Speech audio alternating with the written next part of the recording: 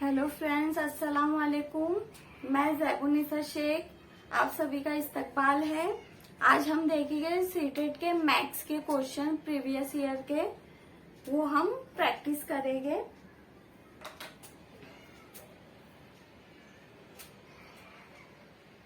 ये सारे क्वेश्चन पिछले साल के हैं। तो पहला सवाल है, if a water tank has 500 litre water, मतलब एक वाटर टैंक है। पहला क्वेश्चन, एक water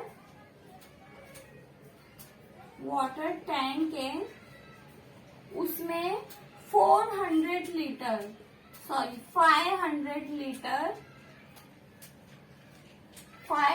litre water, then how many maximum pots of capacity of 250 ml, मतलब पॉट है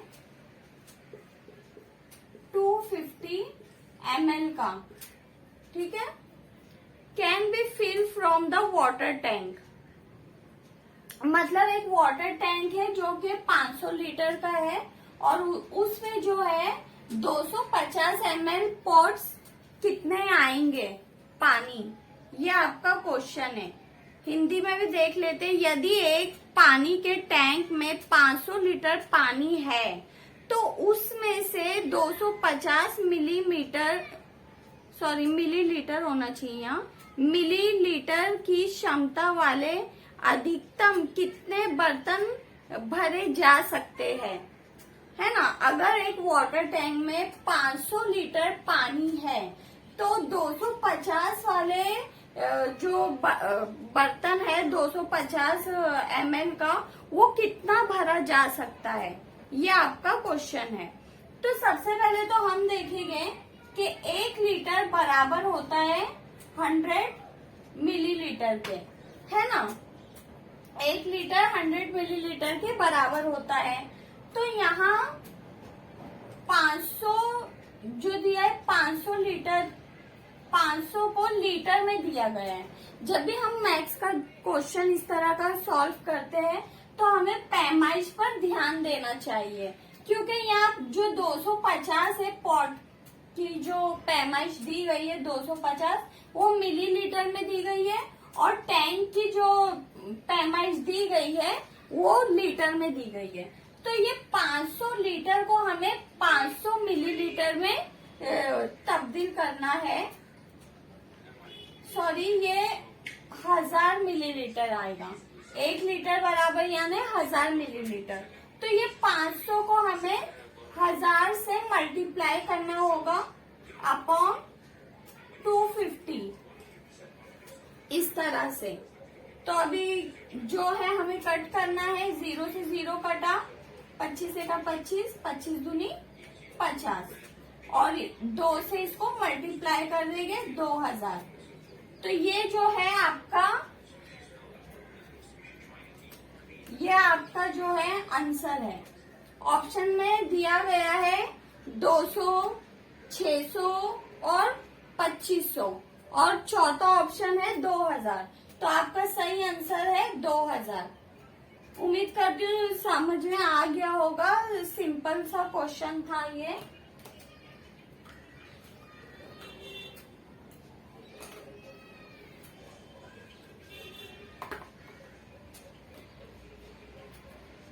चलिए नेक्स्ट क्वेश्चन देखते हैं हम।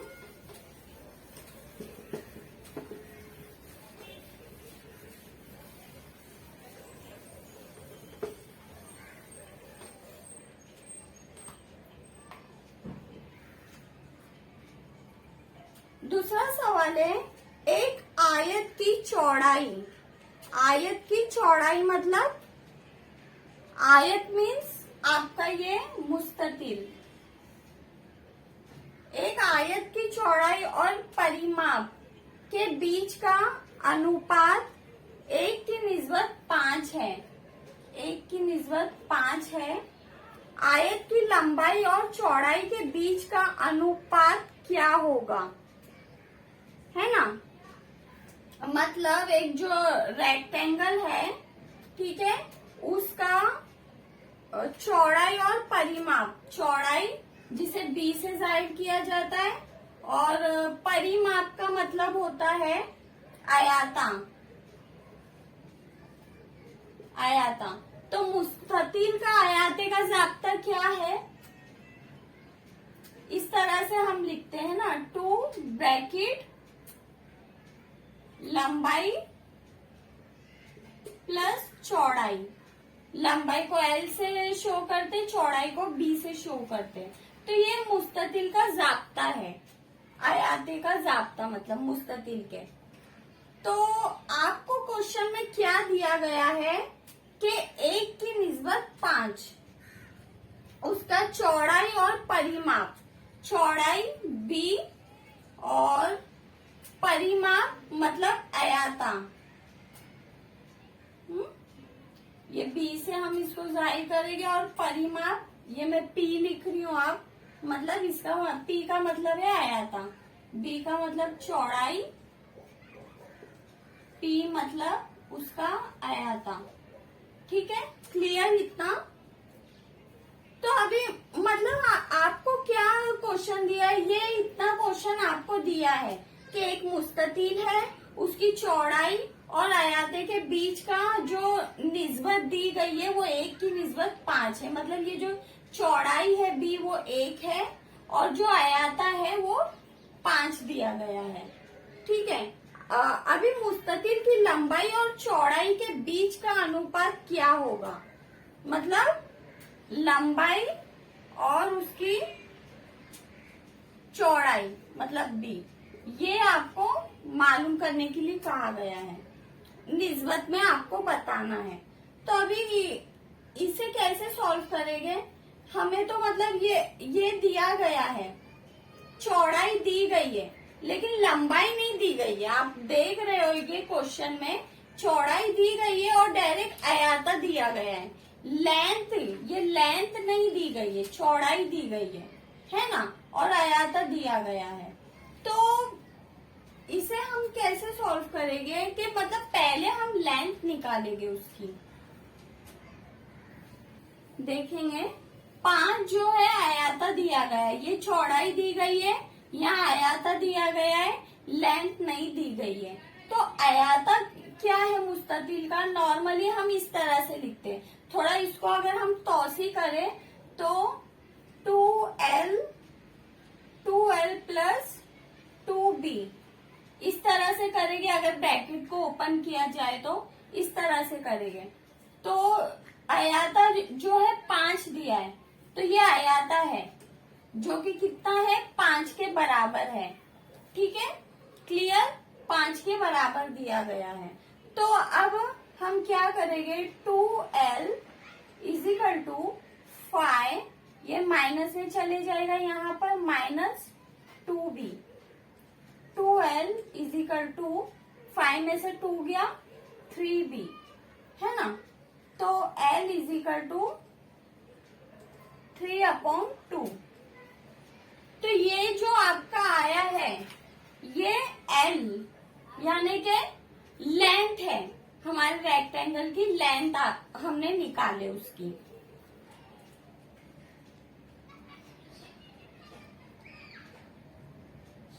और B1 दिया गया है। ठीक है, अब ये लेंथ, ये लंबाई, ये चौड़ाई, तो लंबाई हमने निकाले 3/2 और चौड़ाई 1 दी गई है। और वही हमें निस्बत में पूछा था कि निस्बत में हमें बताना था लंबाई और चौड़ाई।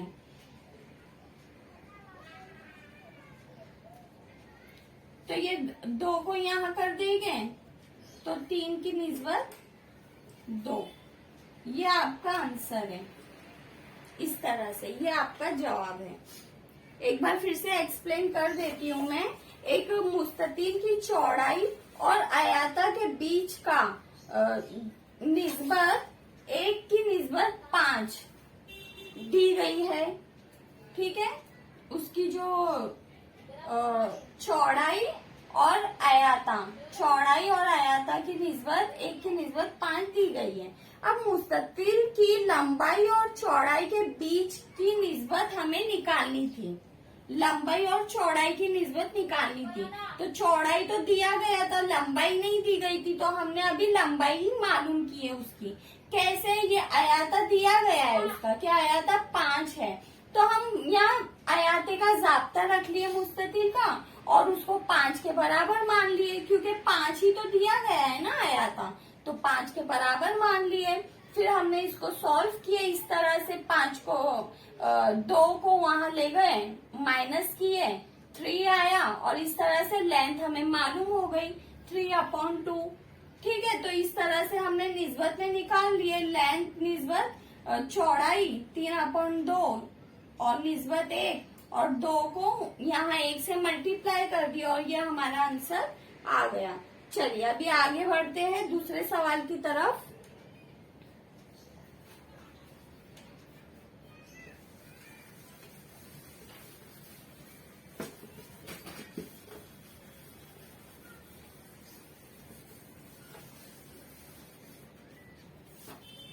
इजी क्वेश्चन है, बस एग्जाम में थोड़ा हमें जो है ये जो बेसिक कंसेप्ट अगर हमारा हो जाए ना तो हम फटाफट सॉल्व कर सकते हैं इसे, बस थोड़ा समझने और समझाने के लिए वक्त तो लगता है। देखिए नेक्स्ट क्वेश्चन है कि आप लोगों को ना एक संख्या दी गई है, तादाद दिए गए यहाँ पर 0, 1, 1, 2, 3, 5, 8, 13, उसके बाद डैश है, फिर 34 है, फिर 55 है, फिर 55 के बाद यहाँ लिख देती हूँ, 55 है, फिर कॉमा है और फिर डैश दिया गया है। तो अब ये डैश में क्या आएगा वो हमें बताना है। तो ये रीजनिंग का क्वेश्चन है कि आपको थोड़ा अपने दिमाग पे दबाव डाल के सोचना है कि क्या आ सकता है। आपको प्लस करके चेक करना पड़ेगा कि आगे का जो नंबर है वो प्लस करके कोई नंबर आ रहा है या माइनस करके नंबर आ रहा है, किस तरह से आगे की जो तरतीब है वो चली आ रही है। तो अगर हम देखते हैं 0 है, 0 के बाद 1 है, फिर से 1 है, फिर 2 है, 3 है, फिर 4 नहीं है, फिर 5 है। अगर इस तरह से नंबर दिए गए हैं या कोई नंबर रिपीट किया गया है तो हमें जो है अल्टरनेट के तौर पर देखना पड़ेगा कि मतलब अगर हम देखते हैं 0, 0 के बाद 1, 1 के बाद 3 है ना, 1 के बाद 3, 3 के बाद 8, तो इसमें क्या कंसेप्ट हो सकता है? देखिए एक लॉजिक है, मैं भी कभी कभी ना मैथ्स में थोड़ा कंफ्यूज हो जाती हूँ। अब देखिए 0 में 1 ऐड करते हैं तो 1 आता है, फिर 1 में 1 ऐड किए 2 आ गया है ना, और 2 में 1 ऐड किए तो 3 आ गया, 3 में 2 ऐड किए तो 5 आ गया। मतलब आगे के नंबर से हम पिछला नंबर ऐड करते जा रहे है ना। देखिए ये 1 है, 1 में 0 को ऐड किए तो 1 आया, अभी से 1 में ये 1 ऐड किए तो 2, 2 में 1 ऐड किए तो 3, 3 में 2 ऐड किए तो 5, 5 में 3 ऐड किए तो 8 और 8 में 5 ऐड किए तो 13। तो उसी तरह 13 में अगर हम 8 ऐड करेंगे तो कितना आएगा? 21 है ना, 21 आएगा। और इसी 21 में अगर 13 ऐड करते तो 34 आता है, और 34 में अगर आप 55 ऐड करेंगे तो 89 आएगा, राइट। तो इस तरह से हमें ये क्वेश्चन सॉल्व करना था।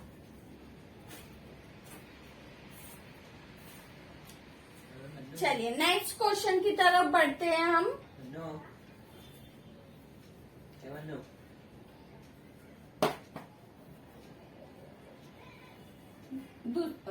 नेक्स्ट क्वेश्चन देखते हैं। 7 लीटर 60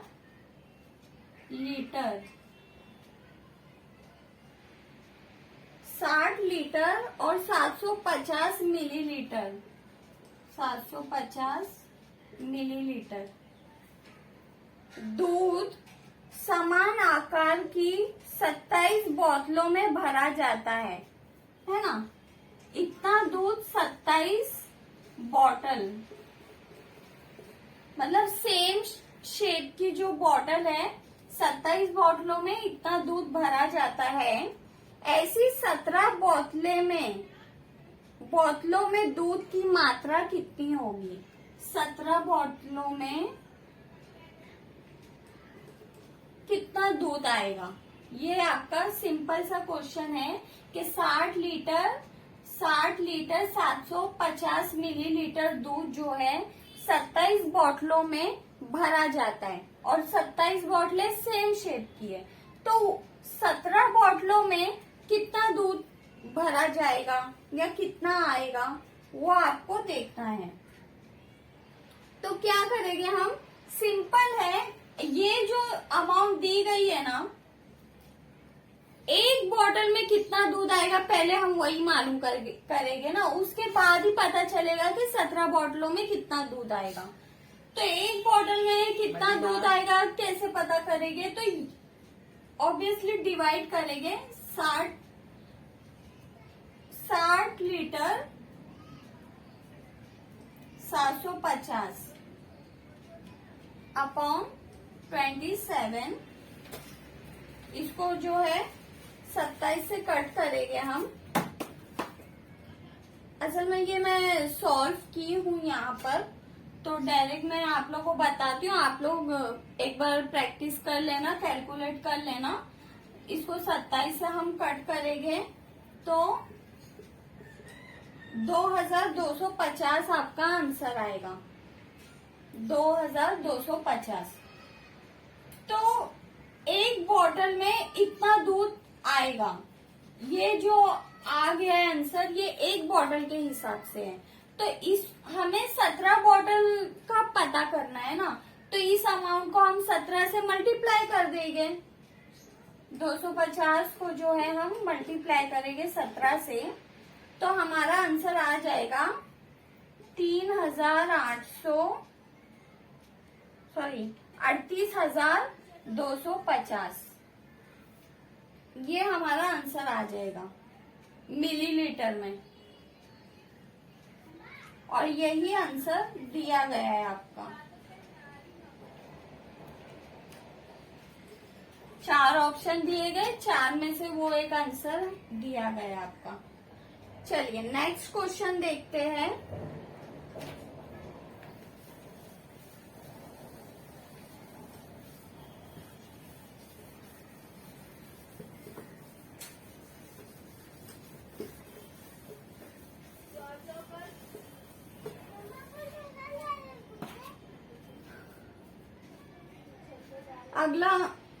अगला सवाल आपके शेप के ऊपर है, शेप पर दिया गया है, geometrical shape. The diagonals of a quadrilateral bisect each other at 90 degree.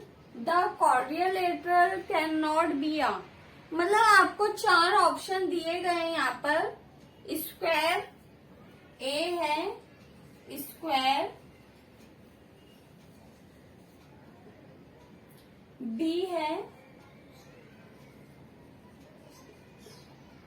Rectangle सी है, रोम्बस, और डी है काइट। ठीक है, और आपसे क्वेश्चन ये पूछा गया है कि 4 जिलों वाली शक्लें दी गई हैं, इनमें से ऐसी कौन सी शक्ल है जिसकी जो लाइन अगर हम ड्रॉ करें उसमें से तो 90 डिग्री की नहीं बनती है। एक 4 जिलों वाली शक्ल में एक दूसरे पे अगर लाइन खींची जाए तो 90 डिग्री की नहीं बनती है, ऐसी कौन सी शक्ल है वो आपको बताना है। सिंपल सी बात है। तो स्क्वायर देखे, ये आपका स्क्वायर है। अगर हम लाइन ड्रॉ करें तो क्या इसमें 90 डिग्री नहीं बन रहा है? 90 डिग्री का जाविया, कायमा जाविया, रेक्टेंगल बिल्कुल बनता है। तो ये तो नहीं हो सकती है ना, इसमें तो बन रहा है। जो नहीं बनता है वो पूछा गया है। अब रेक्टेंगल, उसके बाद है रोम्बस। रोम्बस जो है वो इस तरह की कुछ फिगर होती है, वो इस तरह की कुछ फिगर होती है। उसका भी जो है ना 90 डिग्री का एंगल बनता है। काइट, काइट इस तरह से रहती है फिगर। अगर उसका भी अगर आप ड्रॉ करो ना तो 90 डिग्री का एंगल बनता है। उसके बाद ये रेक्टेंगल जो है ना, रेक्टेंगल इस तरह से रहता है। अगर उसकी अगर हम लाइन ड्रॉ करो और एंगल देखो तो उसमें जो है 90 डिग्री का एंगल नहीं बनता है। तो आपका राइट आंसर ना रेक्टेंगल है। रेक्टेंगल आपका करेक्ट आंसर है। कि कौन सा नहीं बनता है वो पूछा गया है। चलिए नेक्स्ट क्वेश्चन देखते हैं। दूध कहाँ है बे? दूध नहीं है।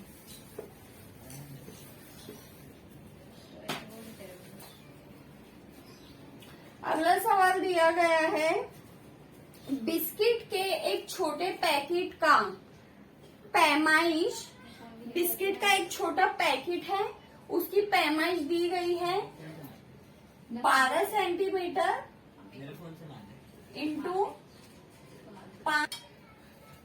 डिनोमिनेटर बड़ा होता है, न्यूमिनेटर छोटा होता है और डिनोमिनेटर बड़ा होता है। और इसमें डिनोमिनेटर बड़ा होता है और न्यूमिनेटर छोटा होता है। तो ये बात का हमें ध्यान रखना है खास तौर पर। तो यहाँ इम्प्रॉपर फ्रैक्शन पूछा है, इम्प्रॉपर फ्रैक्शन है ना, ये वाला पूछा है जिसमें डिनोमिनेटर बड़ा होता है और न्यूमिनेटर छोटा होता है। मतलब ऊपर वाला नंबर छोटा होगा और नीचे वाला नंबर बड़ा होगा। अब आप लोग खुद देख लो 4 ऑप्शन में ऐसा कौन सा है।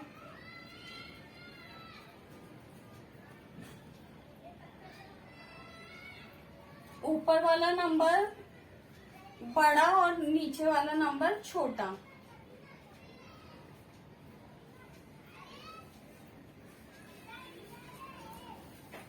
एक सेकंड, यहाँ मैंने मिस्टेक किया। हाँ अभी सही है।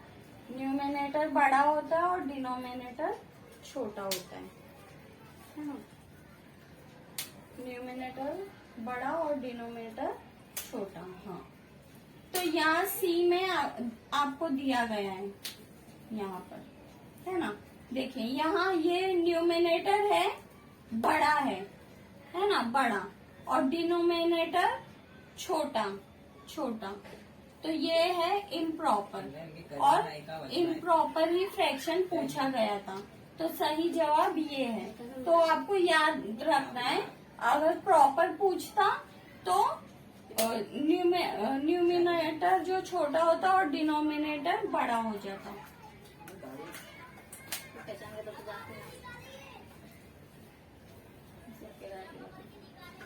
नेक्स्ट क्वेश्चन देखेंगे।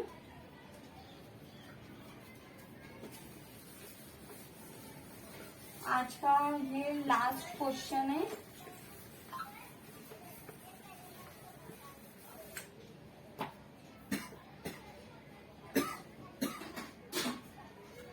क्वेश्चन है, राधा, मनीष, राजेश और आशा 137 कंचों को आपस में बांटना चाहते हैं। देखिए 137 कंचों को वो लोग आपस में बांटना चाहते हैं। 4 बच्चे हैं, है ना, 4 बच्चे हैं और कंचों की तादाद 137 दी गई है। वो आपस में बराबर बांटना चाहते हैं। यदि प्रत्येक को समान संख्या में कंचे चाहिए यानी चारों को अगर बराबर बराबर कंचे चाहिए तो हमें कंचों के समूह में और कितने कंचे जोड़ने होंगे। तो सिंपल है, 4 लोगों में हमें ये टोटल 137 है और 137 को जो है 4 लोगों में बराबर बांटना है। तो हम डिवाइड करेंगे, सिंपल डिवाइड करेंगे इस तरह से, 4 12 4 चौक 16, यानी अगर 4 लोगों में हम बांटो तो 4 लोगों में 34 आते हैं। यहाँ एक बच जा रहा है ना, एक बच रहा है, तो 3 की कमी हो रही है ना। एक बच रहा है, 4 लोग हैं और एक ही बच रहा है, यानी 3 की कमी हो रही है, यानी हमें 3 और चाहिए। क्वेश्चन बस यही पूछा था, और कितने की जरूरत है चारों में बांटने के लिए। तो ऑप्शन में आपका दिया 1 2 3 4, तो आपका आंसर 3 आएगा। सिंपल था ये क्वेश्चन। तो उम्मीद करती हूँ आप लोगों को समझ में आया होगा इतना। आपको वीडियो कैसा लगा जरूर बताइए, और देखने के लिए शुक्रिया। जज़ाकल्लाह, अल्लाह हाफिज।